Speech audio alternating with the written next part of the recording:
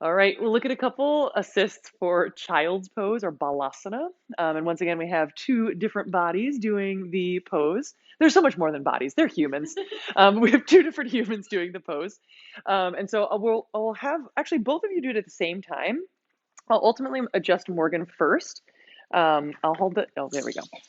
But I just want you to see kind of the difference or a difference between these two people doing the same pose. So, with a lovely background of squeaking. So you can see that for Morgan, her hips are a little higher from away from her heels than Carissa's are. There's a little bit of space between Carissa's heels and her butt, but there's more space between Morgan's heels and her butt. So just to see the difference between two different bodies doing it. And then Carissa, you can go ahead and sit up. So as a teacher adjusting Morgan, I would notice this gap between heels and butt, and I would kind of exercise a little caution in giving the assist, thinking that perhaps there was maybe some tightness around the knees or in the ankles or in the hips. Probably tightness mostly in the knees or quads in this case. But even if I don't know where the tightness is primarily, I'm gonna use the assist that I'll show you now. So rather than take my hands and push her hips down, which is a little bit more of an aggressive assist, I would take my feet to either side of her, nestle my feet right close to her shins, and then I would squeeze my shins into her outer hips. My knees are starting out bent because once I've squeezed, I'm then going to slowly straighten my legs. Not all the way straight, but I'm pulling in and pulling back. So the idea here is to kind of lengthen her spine, not necessarily push the hips back over the heels any further, but to lengthen the spine and to support the hips. How's all this feeling? Great. And then I can add to this. I could just do this, or I could add to this, taking one hand towards the sacrum and then run the other hand just kind of up the spine to the neck and encouraging her neck to relax. So her head was a little bit lifted, and now that my hand is on her neck, she's like, oh, there we go. Relax the head down. And I can give a little neck squeeze, like I'm a mother dog holding the scruff of her puppy's neck. And then maybe for good measure, I'll just do a little massage down either side of the spine. Nothing fancy, just, touch, massage. Once I get down towards her hips, I might then kind of pull a little bit back, not so much pressing down, but just a little bit back. And all the while, I'm looking for signs like if she kind of twitches or squirms or like tightens, then I'm going to take that as a sign to do less of whatever I'm doing. When I'm done, I'll slowly step away, kind of unsqueeze, step out. And there you have it. You can rest there if you want, or you can come up to a seat. And then I'll show a different assist for Pebbles, for Carissa. And Pebbles, try taking your feet together and your knees a little bit wide, a little bit wider than, yeah, you can go even a little bit wider with your knees.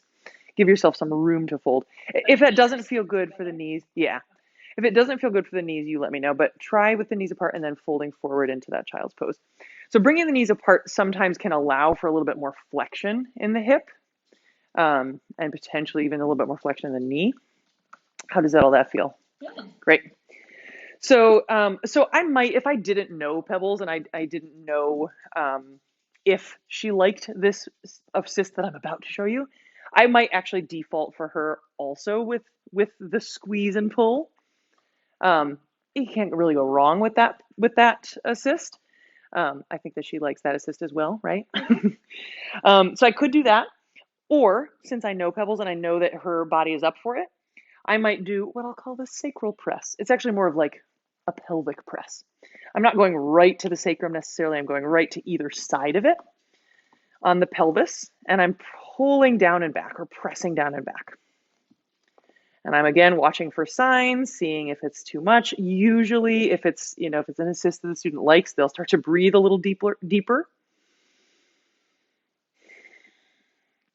And then I could do the same, add a little bit of extra flavor if I want.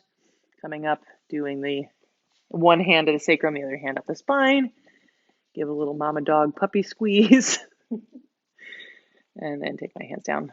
Usually when I do this, I kind of default to taking my shins back You don't have to, but it makes me feel a little more stable. And I think stabilizes the student a little bit more.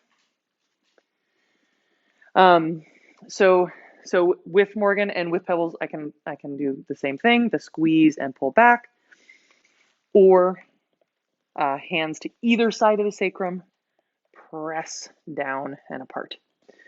So we're compressing a little bit, but then we're also kind of making space. So my hands are kind of going down and apart, widening the pelvis.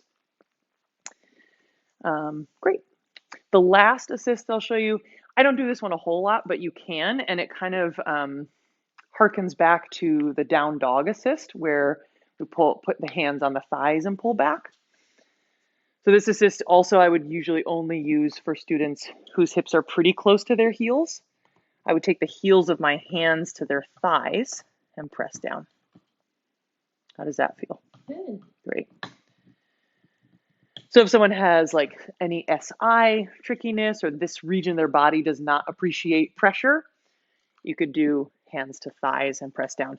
The only reason I don't do this one as much is that it's a little bit harder unless their legs are quite wide, or unless you know the student really well. It can feel a little invasive to take your hands here, whereas this or this is a little bit less invasive.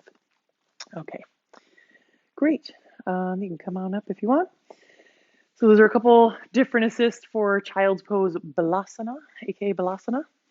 And the puppies approve.